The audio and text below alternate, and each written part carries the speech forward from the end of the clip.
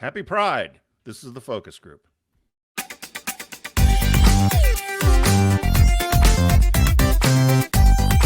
They're all business, except when they're not.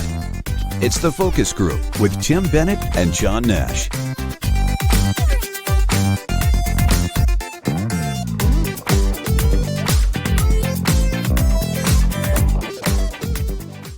Hello, everyone. It's June 1st. Tim Bennett here, along with my good friend and co-host, Mr. John T. Nash. June 1st means it's time for the Pride Leprechaun to come Happy visit us. Pride, everybody. There he is. Top of the Pride. The Pride to you.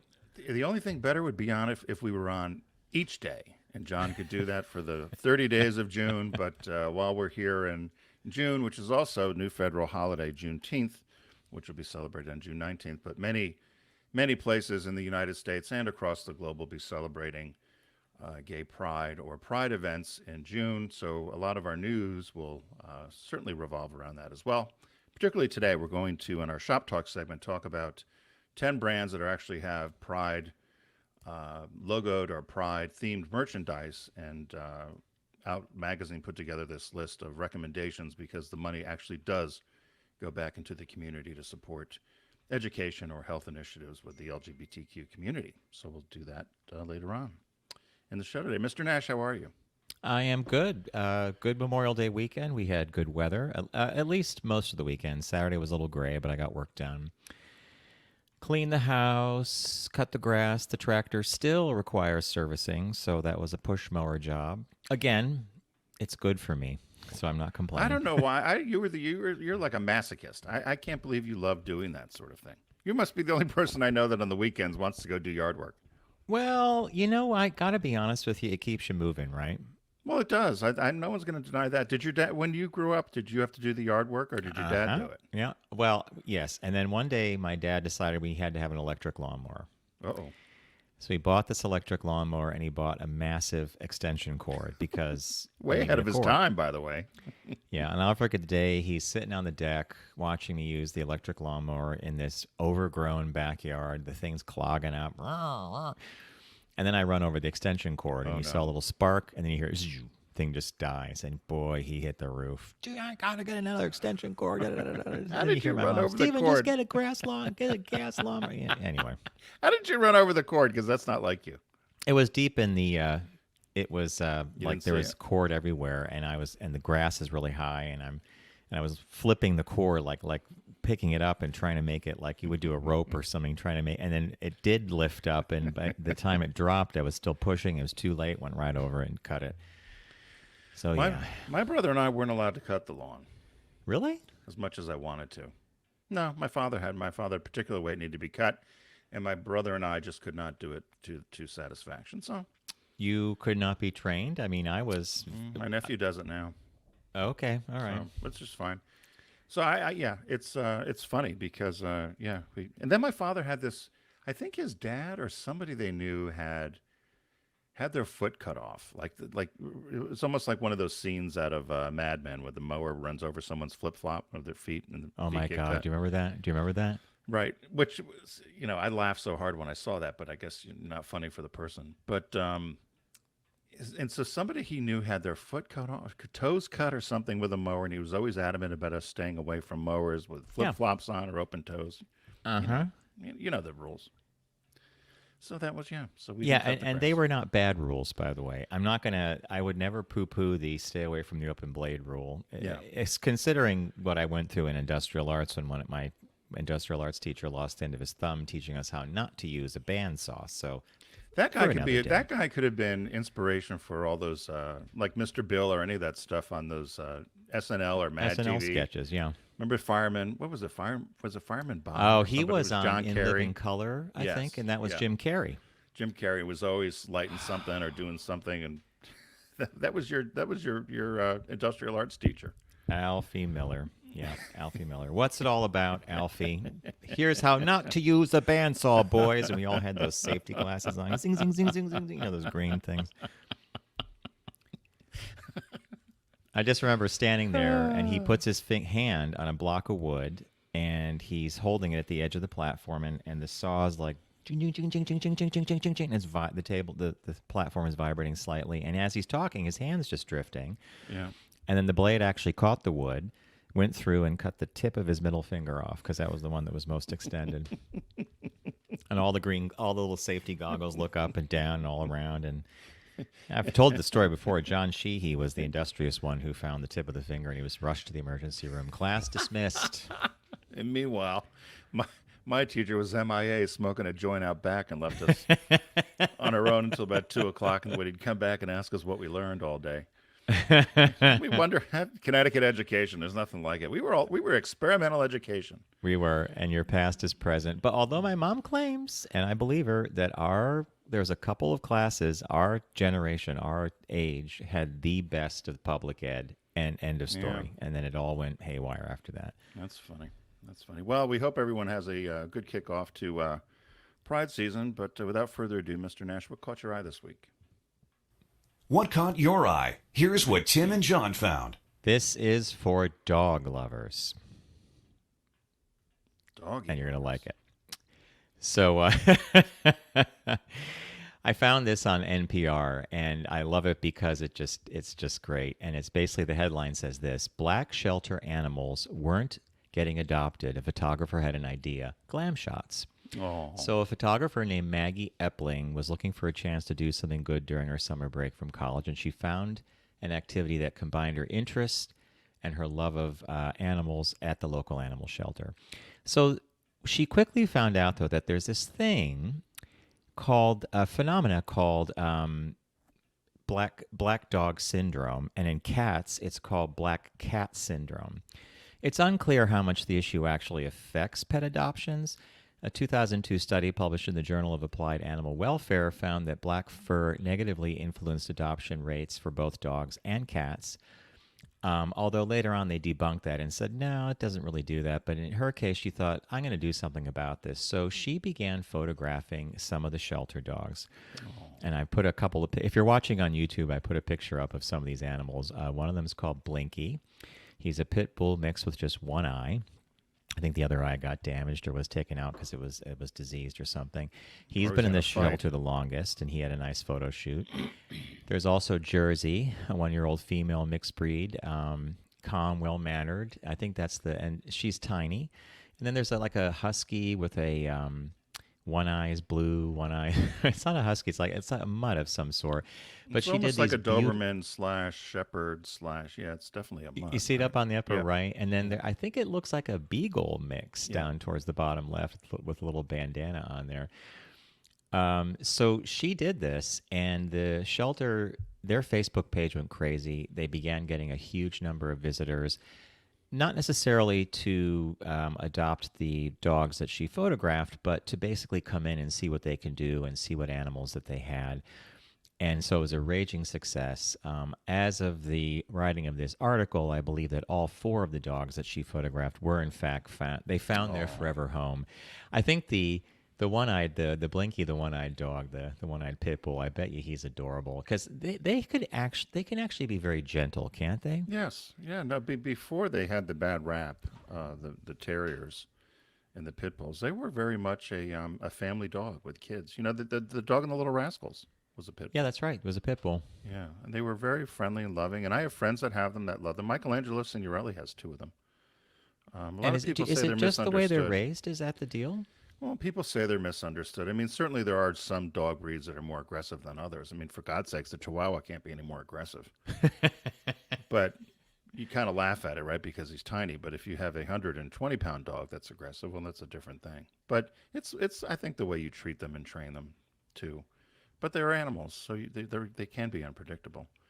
I never heard the thing about the black dogs, but I do know that it was always difficult to photograph. I have a black Chihuahua, Spike, before his face turned white from age, but but it was difficult to photograph him all the time because he never would get picked up in pictures. So I'm wondering if the shelters, because that's why this was a great idea, because you couldn't really photograph the dark dogs. They didn't come out well. And Spike actually had a glamour shots with Rich Walker, our neighbor next door, the photographer that lived with Brian. Spike had his own little glamour shots with backlighting so we could actually see him. But But now there's no problem because of all his Yeah. his age. He's going to be 21. Actually, it's Spike's birthday today. Oh Happy my birthday, goodness! I should Spike. have made it a business birthday. June 1st. It's 21 today. 21. For dog owners and different breed owners, 21 is probably the longest I know of a dog living. Is that like a Chihuahua thing? Yeah, the record is something like 25 or 26. He could be 21 or he could be 19. I'm giving him the high number. All right. They know by his, or the vet estimated by his teeth. So when we got him as an adult, they said he thought he was somewhere between 5.5 and 7. And but his teeth were so that and then he had some teeth pulled and they put him more on the high end. So I mean, who knows? He could be 20, but he's somewhere around there. It's the longest I've ever had a dog. Close enough, right? I mean, I know people who have breeds that are only expected to live 12, 14 10, 12, years. yeah. Yeah. So That was Trixie. Trixie was about 13, 14. it's a puggle. Yeah. Yeah. So well, that's a good story. That's a happy story to kick off June. Mine's not so happy. So I found this, and this is happening all over the country, but the headline is San Francisco's mayor to opt out of Pride Parade over ban on police participating in uniform. So San Francisco's mayor, London Breed. Now, if that's not a great drag name, I don't know what is. London Breed. Really, really, yeah. I don't know what he or she looks like. I suppose it's a woman. I don't know. I should I know think that. London Breed is a woman, isn't it? Yep. Well, Yeah. I'm guessing. So the mayor will not march in the city's Pride Parade this June if participating police officers are not allowed to wear uniforms, the mayor said in a statement on Monday. She said the Pride event the parade takes place June 26th, and the board met last month in May and decided that off-duty police officers who marched were not allowed to wear uniforms, and they could only wear T-shirts that might identify that they were representing the police department. So in response to this, the San Francisco Police Officers Pride Alliance, which also includes not only the police, but the fire department and the sheriff's office, last week said that all of the LGBTQ employees of those three groups decided that they will not march in the parade. And they're See, going to take a stand not. against the discriminatory actions by the board. Yeah. And I just shook my head because the story goes on to then say this is happening everywhere, as I just mentioned. It's happened in Philadelphia to the point where Philadelphia doesn't even want the police protecting the parade, which I think is a huge mistake. They said last year, New York City, so last year, New York City, Denver Pride, Toronto, and Vancouver all followed suit by not allowing police officers to march in uniform or having their participation, because they said participation by uniformed law enforcement at Pride events can seem threatening or dangerous to the I don't buy that. LGBTQ community. I don't either. And I want to be respectful, and I think this is a great story for you to pick. I want to be respectful when I say that I don't buy it, but because I know people in the NYPD, gay men and lesbians in the New York City Police Department who fought internally for years to be recognized and to march in the parade. So this is kind of like a weird slap in the face, right? And they always got a huge round of applause. We always, from all over the country. I've been to Pride parades in many cities, and whenever the law enforcement or a fire department would march, they got a huge recognition, positive recognition. But they're saying that these apparently a lot of the organizers of Pride events said that it can seem threatening or dangerous. I don't get that. Neither do I. But maybe it's because we're of an older generation. They said that Pride marches, of course, began in 1969. Of course, the mayor Tim, is a female. It does say she. Yeah, that's. I looked her up when you were starting to kick this off. Maybe you're right about generational things as I think about it. When we began going to Pride, it was somber because they had the moment of silence. Mm-hmm. When the police began marching in Pride, it was probably in the mid-'90s. It was such a revelation, and that's why we were cheering them. And maybe now it's different. Maybe 20 years later, they're triggering or something, right?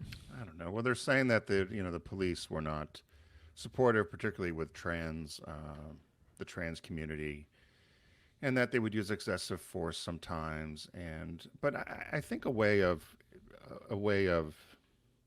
I think eliminating them is not helpful. No, Because I don't I think agree. I don't think it creates dialogue, and so the San Francisco Police Department's response I thought was quite good. It said the San Francisco Police Department supports the decision of our LGBTQ plus officers not to march.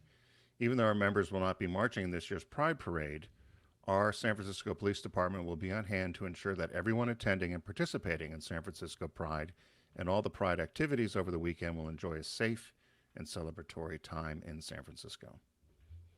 So they took the high road and said, you don't want us, but we're going to be there to protect you in uniform. So Well, I'm glad they took the high road. I'm still kind of disappointed that it's gotten to this. And I remember we discussed this last year because Yeah.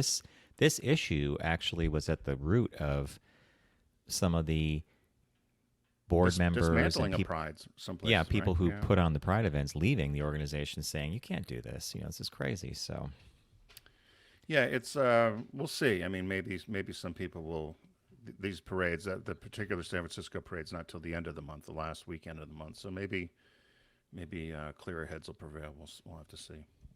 So that was a happy. Do you you do the happy pride, John? Happy pride. happy There pride you to the go. police. Top of the pride to your officer. You do this. Top of the pride, officer. I need to get you a green top hat. We got to up it up. We got to up it up. But you know, With the each police week, badge on it. that'd be even better. That way you could kind of like everybody laughs, but you're also kind of pissing them off at the same time. Oh my God. Top of the pride, officer. Top of the pride. Hey, everybody. By the way, I'm sure you all know, if you're fans of our show or new to the show, that Deep Discounts, supporter of ours here, they're having a huge site-wide sale going on right now. There's tens of thousands of titles in all categories you can choose from. And you can get there by going to focusgroupradio.com and clicking on the Deep Discount logo and start shopping away. We like you to go through our site because we get credit for it. So, and they help bring us to you each week, so we appreciate it. So, Mr. Nash, what did you find this week in the huge wide In sale? the spirit of, I think we talked about it on Unbuttoned. You and I have a list of films that we deem Pride worthy, and so it's called Camp Focus Group. It's like a summer movie list specifically for June for Pride. Many titles you can't find. It's not because Deep Discount doesn't have it. It's because the studios, you know, they're not in the catalog. They're not released, but there are those that are. And I picked Flamingos, Pink Oh, my Flamingos. God. And it's on Criterion, folks. So if Criterion says a John Water Films needs to be on our collection, there you go. John Waters made bad taste perversely transcendent with the forever shocking counterculture sensation Pink Flamingos, his most infamous and daring cinematic transgression. Outre Diva Divine is iconic as the wanted criminal hiding out with her family of degenerates in a trailer outside Baltimore while reveling in her tabloid notoriety as the filthiest person alive.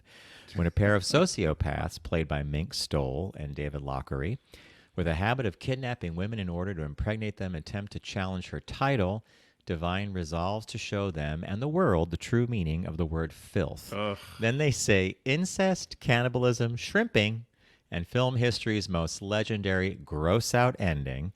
Waters and his merry band of dreamlanders leave no taboo unmatched in this gleefully subversive ode to outsiderhood, in which camp, spectacle, and pitch black satire are wielded in an all-out assault on respectability. I will not tell you what she does at the end of the film, because if you've not seen it, which would be shocking to me, you need to see Pink Flamingos. So that was my pick. And that, and I was just reading a story about that, interestingly, and Divine really did it. Yes. That wasn't fake, which I find even more disgusting. But otherwise, as John says, get it. Get it. Yeah. So, Criterion. It needs to be part of your collection. Also, that should be part of your collection. And I saw a clip on the TikTok which jogged this for me, and I went to Deep Discount to see if I could find it, and certainly I can. So it's the best of. I'm going to call it the best of, but it's labeled The Merv Griffin Show, 1962 to 1986. And it's on DVD. Whoa, wait. 62 to 86? Right. It's under $100. It's $90.11 if you go to Deep Discount. It's got 12 discs. And the Merv Griffin Show was considered one of the premier talk shows in the history of television. Of course, Merv Griffin was the host.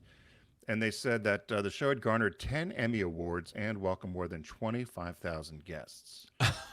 So this grouping was produced by Reelin' in the Years Productions, and it's an unprecedented 12 DVD retrospective which celebrates the legacy of Merv Griffin.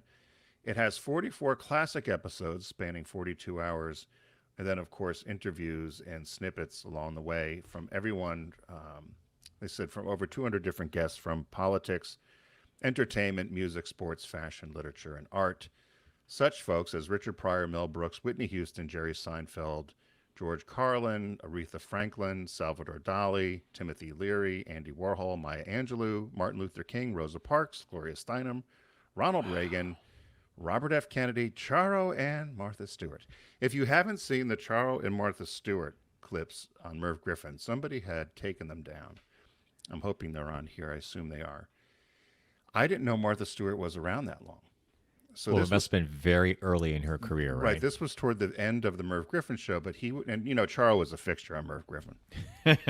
So Charo Wasn't she a fixture on all of them at that point? So Charo is there with Merv Griffin, and Martha Stewart is invited on to give them a lesson on how to eat properly and entertain.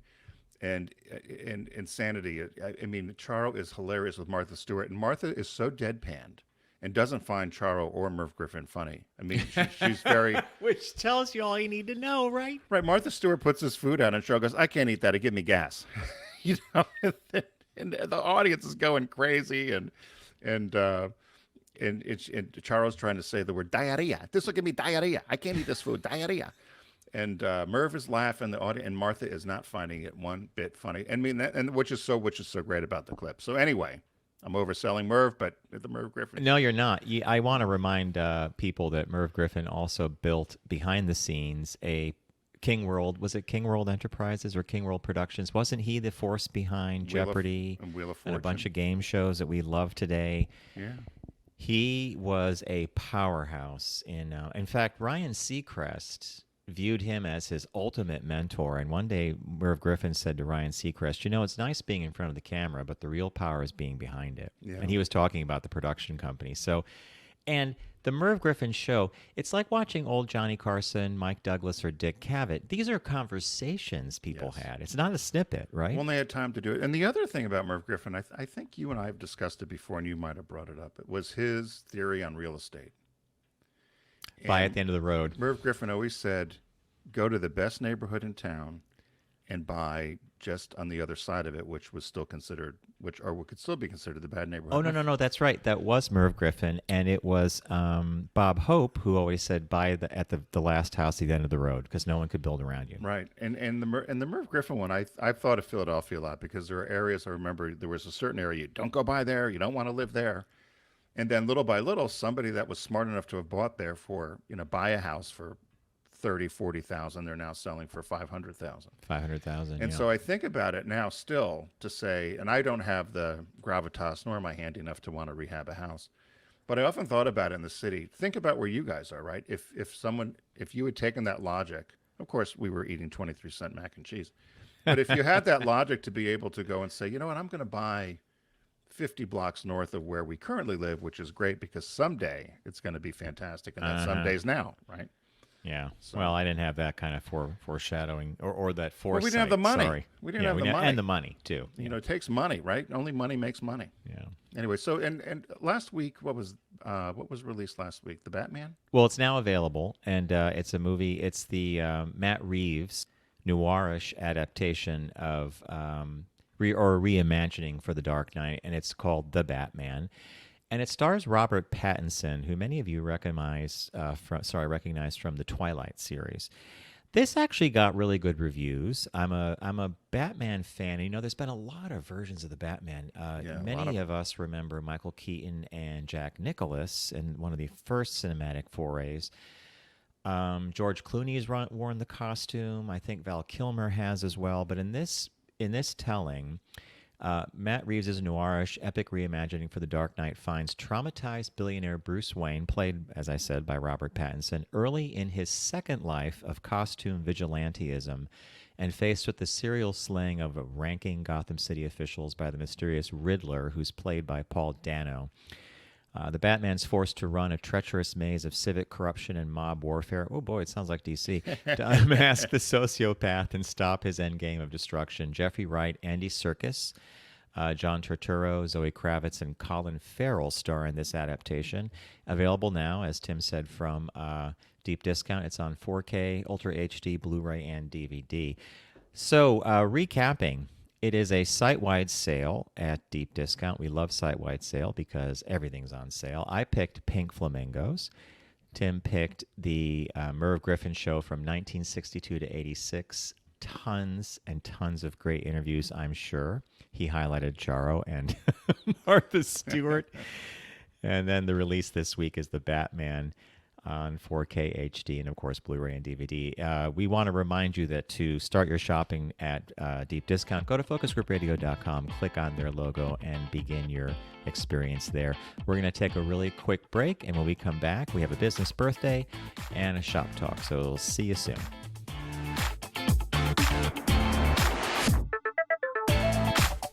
You're listening to The Focus Group with Tim and John. Learn more at focusgroupradio.com.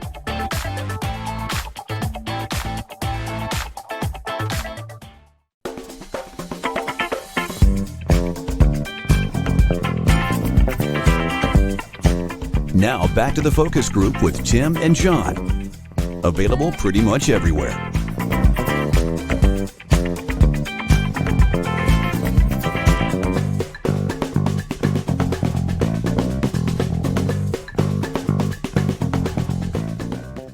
Hello, everybody. Welcome back to the Focus Group. Learn more about Mr. John T. Nash and me at focusgroupradio.com. Head over there. You'll find all of our media there, including our podcast, which is TFG Unbuttoned, released on Tuesdays, and all of our media is available there for download, including these video casts, as well as our audio version of these and our podcast. So there's lots to do over there, aside from also seeing our But there are no sponsors over games there. of chance at focusgroupradio.com. Maybe if we put it like some kind of a game of chance, we'll get traffic.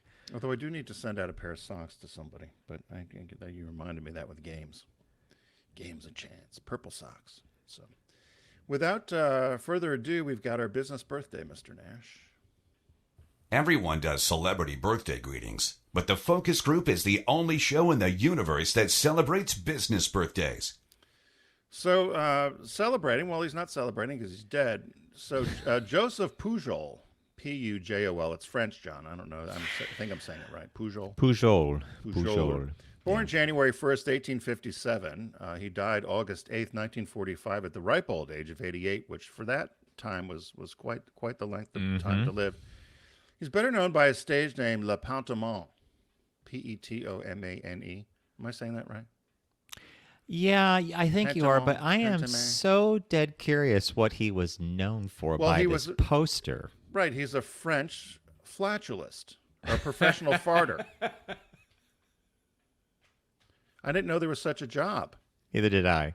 My But friend that Bri- my if you're friend watching Brian on could get a YouTube, job that in this. explains the picture because he's always bent over slightly, and in a photograph of himself that Tim provided, there's something on his backside. It's the illustration that's even more profound. It looks like a ribbon's coming out of his butt, and it's Ribbon going coming around a out of his ass. candle. Yeah, that made him a lot of money. He also would use almost a bullhorn.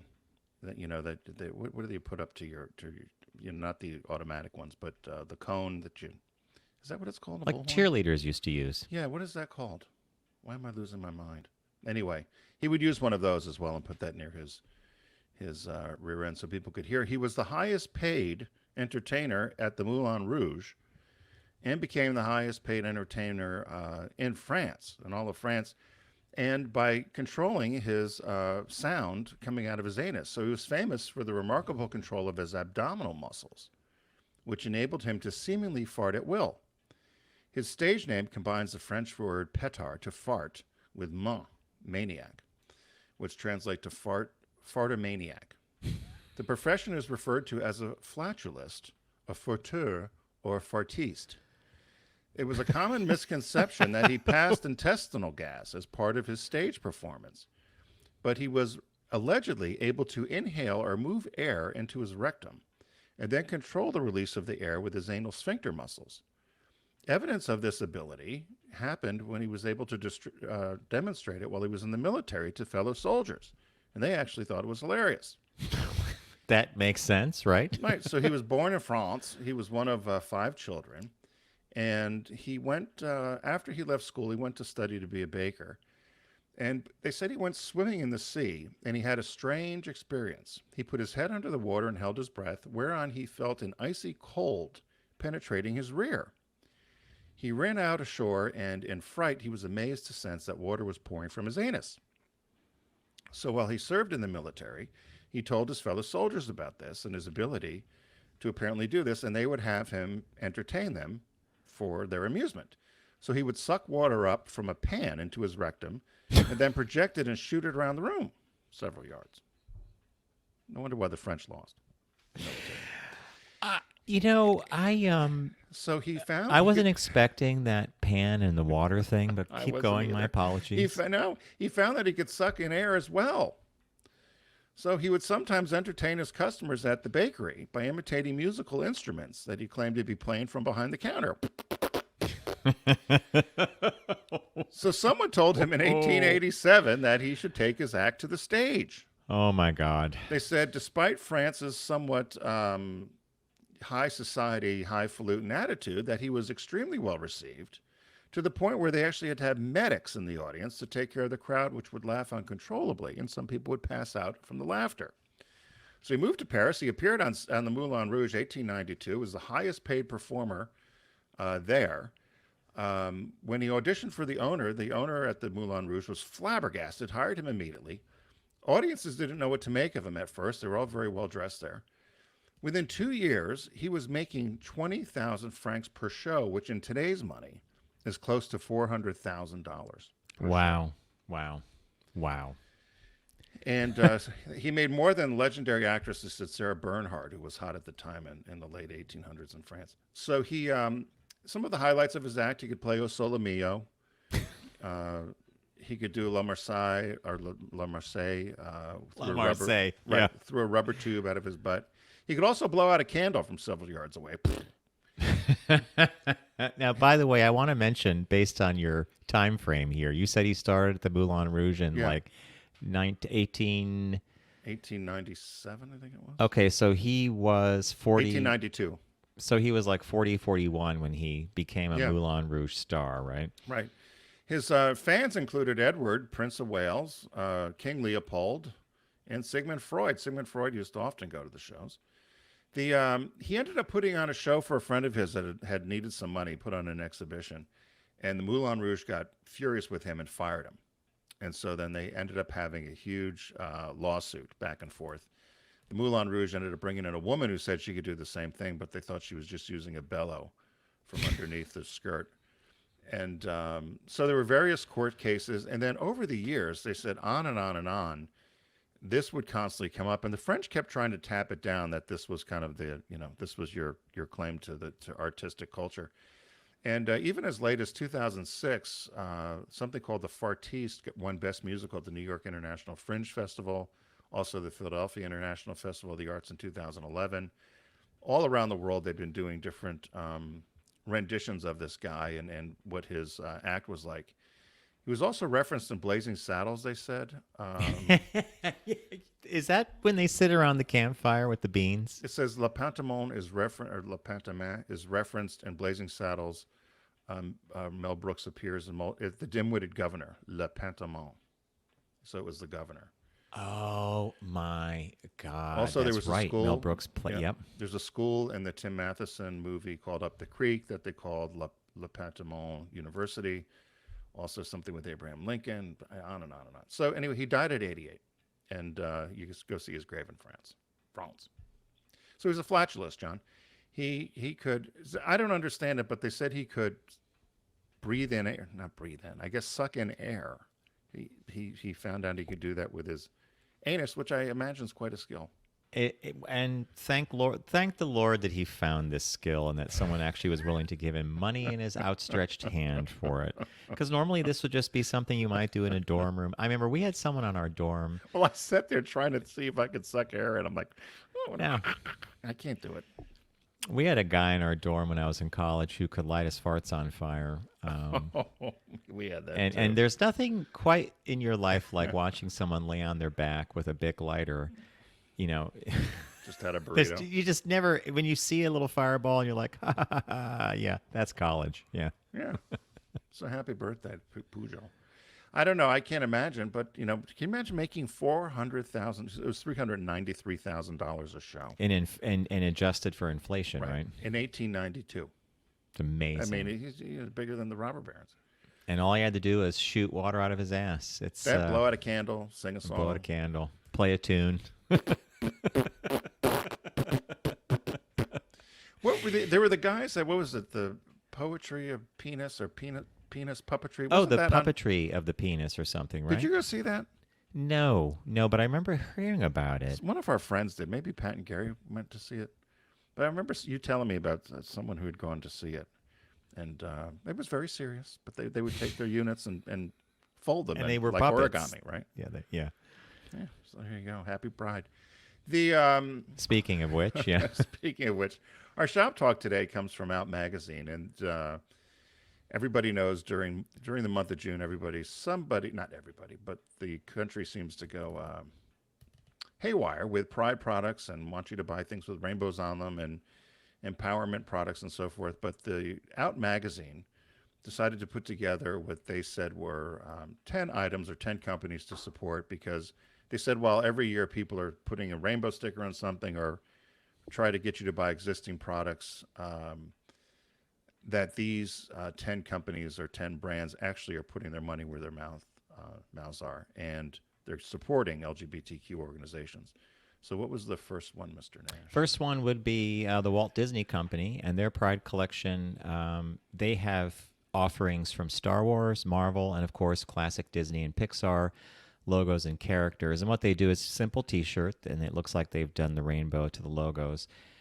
This year's and their sayings are like belong, believe, be proud. I like that on them. This year's collection includes shorts, shirts, pins, mugs, mini backpacks, hats, and more. Disney is donating 100% of the profits that they raise from the sale of these items to such organizations as the Ali Forney Center, Glisten, PFLAG, the Trevor Project, Zebra Coalition, and more. So check it out at, I'm sure you could probably find it at Disney.com, and you plug in Pride and you'll see a whole bunch of stuff. I might pick up a Star Wars. They have a nice, like, it's a rainbow Star Wars. It's a simple shirt. Yeah, Just I says saw- Star I Wars. saw It's a that. rainbow logo. I might get that. Yeah, we talked about that on Unbuttoned, that Disney was doing this. So Yeah. it's, so they were selected as number one. Number two is Kohl's, the department store. So they teamed up with the Fluid Project, and that's an LGBTQ-owned gender-free fashion brand, and they've launched their Pride collection this year. It also includes shirts and tops that say things like "Ask me my pronouns," "Lead with love," and "You do you." They're committing to donate $100,000 to the Trevor Project in honor of the collection. I looked at the clothes. I don't know if it's me again with age, but all of these Pride clothes this year to me seem very pastel-y. Yes, they are. They're not as bright or chromatic, and they do tend to be on the softer side of the rainbow colors. But I'm just You wondering know- if that's just a fashion trend overall, that the clothes are a little more pastel-y. I don't know, milky. this next did I miss one here? Yeah, no. Okay, so further down there's a couple of examples where they're using brighter colors, but the third product here, the third company, is called National Vision. National Vision is launching a new gender-neutral eyewear line in time for Pride 2022 that will be available in America's best contacts and eyeglasses store at Walmart Vision Centers. Rainbow glasses and sunglasses. The frames are subtle. It's more a treatment along the top, like the Right. brow of the eyeglass, and of course the stems.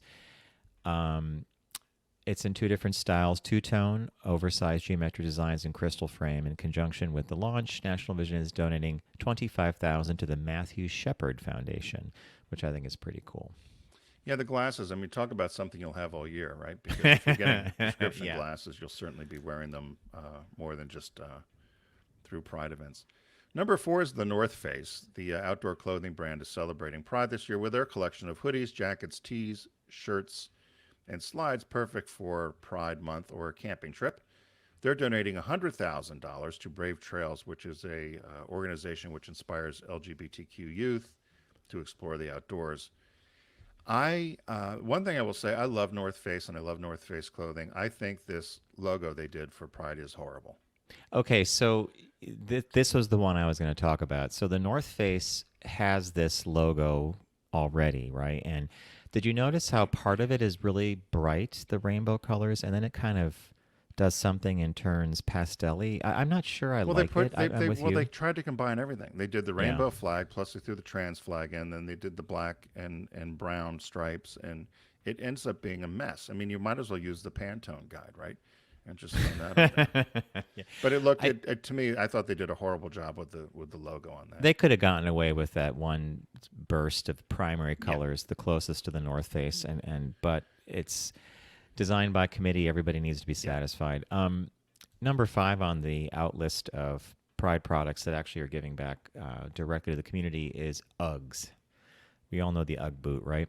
Yep. The popular footwear brand is releasing a line of colorful items, including sandals, slippers, shorts, shirts, and jackets. What they picture at the outside was a sandal, and it's all made up of the various Pride flag colors. UGG will donate $125,000 to the Trevor Project in honor of Pride Month and the new collection. I am not an UGG fan. I will not be buying these, but there may be. Really, I was those going to get you the slippers. Oh, there you go. See, you wear them out. You wear them out to go get a cup of tea. Yeah. The number 6 was from the Danish watch brand Skagen, and they got into the Pride game with a limited edition collection of watches, watch straps, and bracelets. With 100% of the proceeds from the collection will go to Interpride, which is an international organization which provides grants and resources to folks around the world, LGBTQ folks around the world. I thought this was probably the most tasteful of things that were done. It's so funny you said it. It was subtle, isn't it? It's subtle, right? Well, and it was also, I mean, the watch I thought was pretty cool. The issue we find, and particularly with Gen Z and the millennials, they don't wear watches. And if they do, it's usually like an Apple Watch or something they're checking their messages on. But this was this is a subtle thing. It's worn at the wrist, obviously. The watch band for this watch is kind of a braided affair thing. And all the colors are woven into the braided band, and the numbers on the dial are actually in color too. So it's one of those things where it's subtle because you'd have to actually look at it and say, "Oh, someone's wearing the Skagen Pride watch." Okay, next up is candy, Skittles. I mean, Skittles already owns the rainbow. For God's sakes, they might as well. They might as well be, helping us with Pride, right? Skittles rainbow candies went gray again for Pride this year. This is an interesting thing to me, with the added bonus of coming in special Pride packs covered in art by queer artists. So normally Skittles are the colors of the rainbow, but they're now all gray, kind of neutral. And the twist is that the packaging has been designed by famous gay artists. So they're donating $1 for every Pride pack purchased to GLAAD, and they're capping that at a $100,000 donation when they hit that mark. Cool. The number 8 is Barbie by Mattel, and I thought they also did a nice job with this. So it was announced in honor of her birthday. They're releasing a Laverne Cox tribute collection Barbie just in time for Pride Month. The doll was designed with the input of the 4-time Emmy nominee. That's kind of a tongue twister.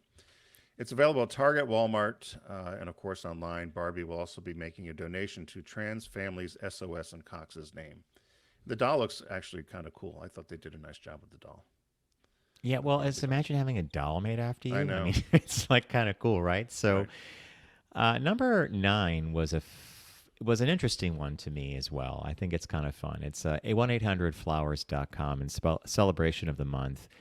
They put together a Pride collection featuring rainbow roses, colorful treats, and celebratory packages to send to your loved ones this Pride season.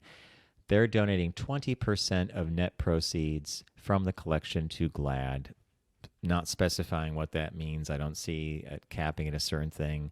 But if you see a picture of this, it's kind of a cool bouquet of multicolored flowers and tastefully done. Right.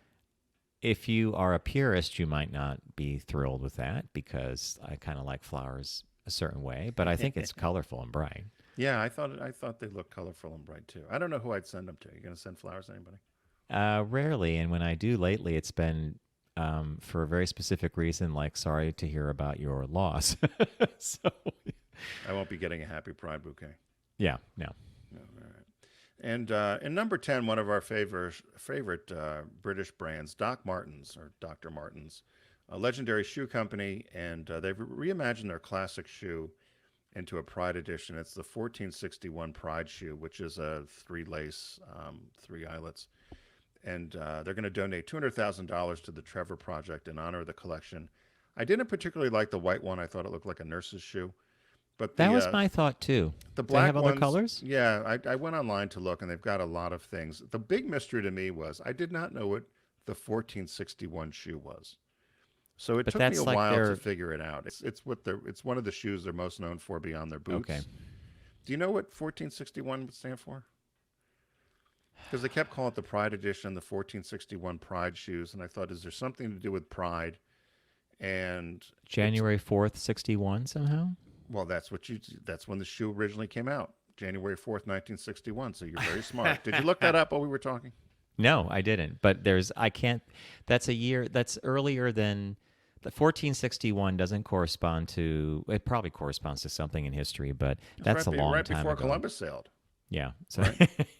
So, So yeah, I laughed because I thought, what the hell is 1461? But it was when the shoe first came out. But Doc Martens were synonymous. Back the black during boots. The Yeah. black boots, and particularly during the AIDS crisis, they were Act very up. much they were very much a part of the movement. So good for Doc Martens. So thanks to Out Magazine for putting this together. I thought it was a good and list. of If those you- 10, Yep. I'm thinking you and I would only probably, I'm going to get I might get a Star Wars t-shirt. So that's 3 for me. But the watch, the shoes, and maybe a branded piece of merch, Star Wars. Yeah, I for me. think you might like, if you looked at all of the products available at Doc Martens, you'd probably find a shoe Find there you something. liked. Yeah, there was some pretty cool stuff there that they had, and browns and blacks and white. And but kudos to all these companies that are actually doing philanthropy by earning money, but then giving the money back to the community. Because as you and I have known for 30 years, that's very important to do with this community. You bet it is. Not a good shop talk, Tim. Thanks for finding that. Yep. It also feeds into the shopping itch, Do you have which a shopping I don't itch? have at the moment. But you mentioned Star Wars, and I was like, okay, maybe I'll check it out. Hey, we want to thank you for joining us here on our kickoff show for June. We want to thank Deep Discount for being a partner of ours. Go to focusgroupradio.com and click on the Deep Discount logo and start your shopping. It is a site-wide sale in June. I took the opportunity to pick up Pink Flamingos from the Criterion Collection. John Waters, divine. End of the movie is like cinematic history. Need I say more? Run, don't walk. Tim found a great piece. It's the Merv Griffin collection, and it goes from 1961 to 1986. Was that the something like 62 that? to 86. 62. Okay. Hours and hours of Merv Griffin, which I used to watch quite often when I grew up. Also, all those talk shows I did. And the release this week from Deep Discount is The Batman, starring Robert Pattinson. Got great reviews. You might want to pick that up as well. We'd like to encourage all of you to be safe. Don't text and drive. Arrive alive. Thank you again for joining us. It's always a pleasure to come to you every week, and we'll see you in the new one.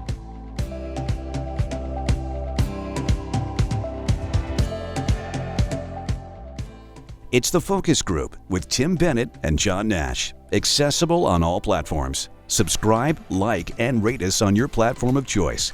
Learn more at focusgroupradio.com. That was a stunning focus group.